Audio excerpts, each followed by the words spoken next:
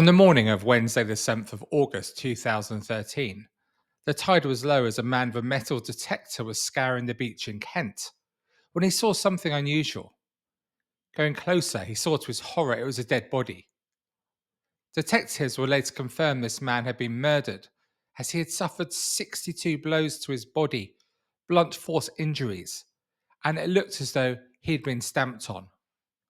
Thank you for joining me today. I'm Adam Lloyd. Nobody had been reported missing, and the area around the head had been so severely beaten it was hard to distinguish any features. The man had been naked from the waist down, and there was no wallet or any other means of identification. The only potential clue they had to his identity was a distinctive silver signet ring in the shape of a dragon with red eyes, which was found nearby. The image of this was circulated online in the hope that someone would recognize such an unusual piece of jewelry. This ring was actually recognised by the fiancée of the victim, who was named as 34-year-old Gary Pocock from Dagenham in East London. Gary had been staying for the summer on the Isle of Sheppey in the north of Kent.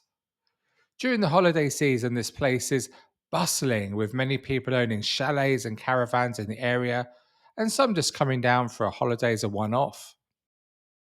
Inquiries into Gary revealed that he was a caretaker who was seen as vulnerable. For example, before his mum and dad had died relatively recently, they'd been concerned enough to ask his friends to look out for him once they had gone. He was pretty introverted and not always as comfortable as he would like in social situations, like many of us, I guess, and he tended to spend a lot of his spare time on fantasy games. They were places where he could lose himself in another world. At the time of his death, he was living with his partner and her children, and everyone told police officers investigating how the relationship was a really strong and happy one. Gary seemed truly happy with his life when he had died. He'd inherited some money following the death of his parents, so he asked his friend Mark Terry, who lived locally, for some advice on how to invest it. He'd known Mark for years through family connections and had also carried out some odd jobs for him, such as gardening and a bit of building. Mark was a bit of a lad and also had a couple of chalets on the Isle of Sheppey where he was pretty well known. His advice to Gary was to get a chalet for himself and his family on the Isle of Sheppey. To Gary, this sounded a great way to spend the cash, as it would be a fantastic way for his partner and young children to enjoy themselves with him by the seaside. And just weeks later, the purchase had all gone through, and Gary and his family were en route to spend the summer on Sheppey. The sun was shining for once, Sheppey was packed, and life was good. On the night of the 6th of August, Mark Terry arranged a boys' night out with Gary, his son, and some of his friends and people he knew on Sheppey. The first venue was the nightclub Merlin's, which was a super busy venue. After a few beers and a few games of pool here, they moved on down the busy promenade past all the amusement arcades to the Talk of the Town pub, which was another really popular place for people to go. But by the next morning, whilst all the others were home, there was no sign of Gary, and his partner was understandably worried. Mark Terry called by and told her that the night before when they were out, Gary had got together with another woman and he'd been seen leaving the Talk of the Town with her. Mark had no idea where he was now, presumably still with the woman from the night before. It was mortifying for his partner, of course, and it was also so out of character from Gary. And she thought that, well, he might just be too embarrassed about what had happened to come back home. But then news of the body being found spread around the park. It was one of those places where lots of people knew one another, spent a lot of time socializing, so the news didn't take long to spread. Gary's partner was more than concerned, fearing this could explain why Gary hadn't come back the night before, but then she received a text saying, "Can I come home tonight?" with a kiss from Gary, even though the phone wasn't Gary's number. Still, she was so relieved and thought there must be some simple explanation for this. And like I say, her main sense was relief that Gary was safe and well and not the poor man who had washed up on the beach that day. She set off home for Dagenham, but on her arrival, there was still no sign of Gary, and when he still wasn't home by the next morning, she was seriously worried. Then, looking through social media, she saw the picture released by the police of the signet ring found on the man from the Isle of Sheppey, and her heart sank. She knew for certain now that Gary was dead. Next, she called her friend Mark Terry back on Sheppey to tell him the dreadful news, and Mark, so shocked, called the police. He was on the phone for a few minutes explaining they'd all been out for the night and Gary had gone off with another woman from the pub, and he was just devastated that his friend had been found dead. The beach was a murder scene and secured by the police as they scoured the area for any clues. They discovered a bloody tooth, presumably from Gary, and some marks in the sand that suggested his body had been dragged down to the sea. This led them to believe that Gary's body had actually been put in the sea after he was attacked to take his body away, but that it had washed up again the next day on the incoming tide. Of course, many bodies are never found, and if the tides had been different that day, there is a strong possibility that his body would have been taken out to sea and may never have been discovered. Also washed up on the beach were two baseball bats, one of which was broken in half, and officers believe that they were almost certainly two of the weapons used in the attack. But still, detectives were no closer to knowing the key thing: who had killed Gary or why. They carried out the basics of police work, CCTV, and knocking on the doors of the 1,000 or so caravans and chalets close to where Gary had been found. They were looking for any witnesses or leads that could help progress the investigation. But detectives were also very aware that Mark Terry and his mates had been out with Gary the night before he was killed. So they were probably the last people to have seen Gary alive. Was it possible that Mark Terry or anyone else in that group of friends could possibly have been involved in any way? Meanwhile, the friends of Gary and other locals posted flowers near the spot where Gary had been found.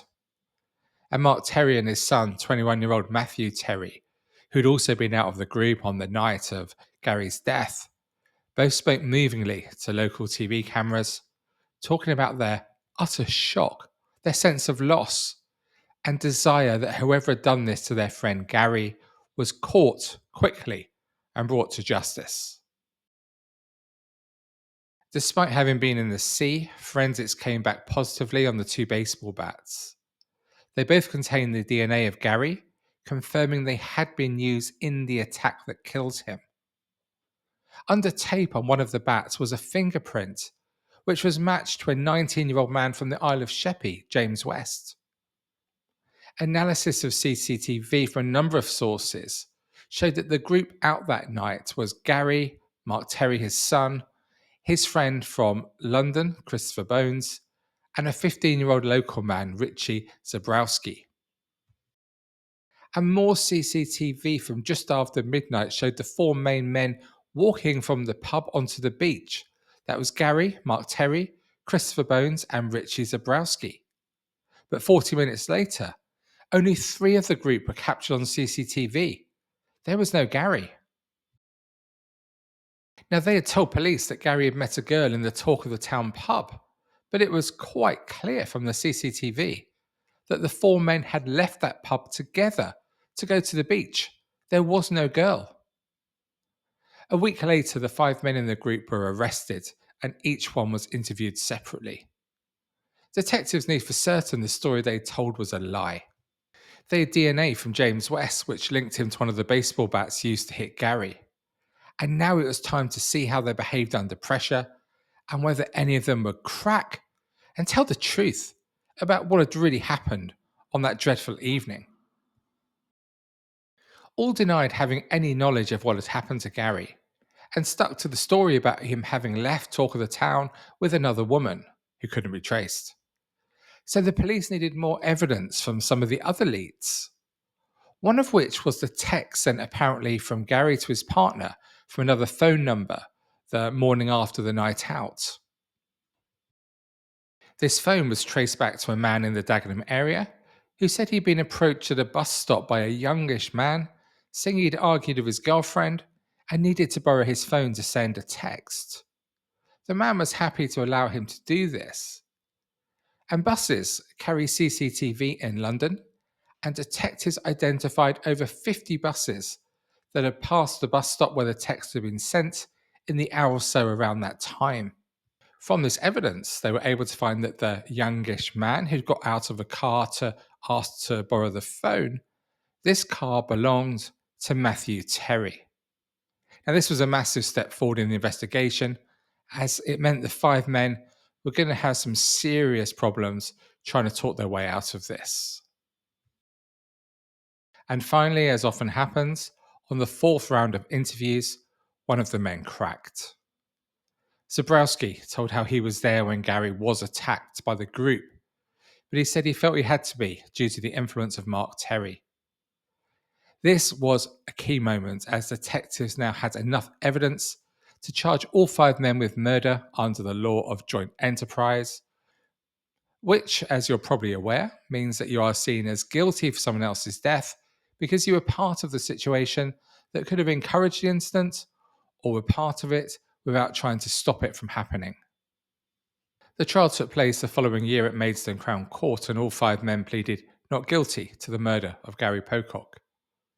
The reason for the attack was laid out by a local Sheppey man, Mark Thacker, who wasn't involved in the attack but was involved beforehand.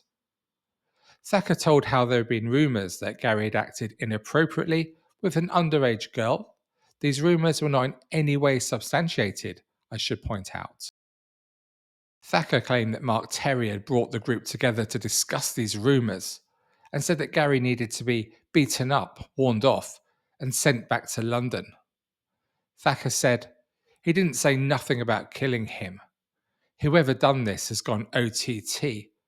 The idea was to beat the geezer up and get him off the site. That's what I thought the plan was." The gang lured him to the beach after a night's drinking. And Gary, he can't have suspected a thing. Why would he? He was on holiday having a great time and out for drinks with people he saw as his friends. Once the attack was over and Gary was no longer moving, the group had to dispose of his body, so he was dragged to the sea, where it was hoped that he would never wash up. Then on the way home, the group discussed the alibi to cover their actions. And CCTV of this footage, as you can see, was pretty sickening, as Bones in particular was cheering, hands in the air, clearly pleased with his work that night. After returning to their chalet just before 1 a.m, Mark Terry ordered the group to remove their clothing and take showers, and their clothes were bleached. Christopher Bones was still on a high, pouring celebratory drinks for all, and Matthew, Terry and Bones returned to the scene of the crime at 3:30 a.m. to check the body had been taken out to sea, and then came back and reported to the rest of the group that it had gone. Too stupid to realise that the tide comes in as well as goes out. At the trial, Mark Terry, the ringleader, the main man, the top geezer, did not even have the courage to go into the witness box during the trial.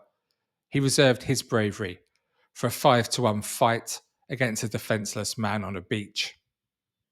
At the conclusion of the 10-week trial, the jury convicted 44-year-old Mark Terry of murder, and he was sent to prison for a minimum of 26 years.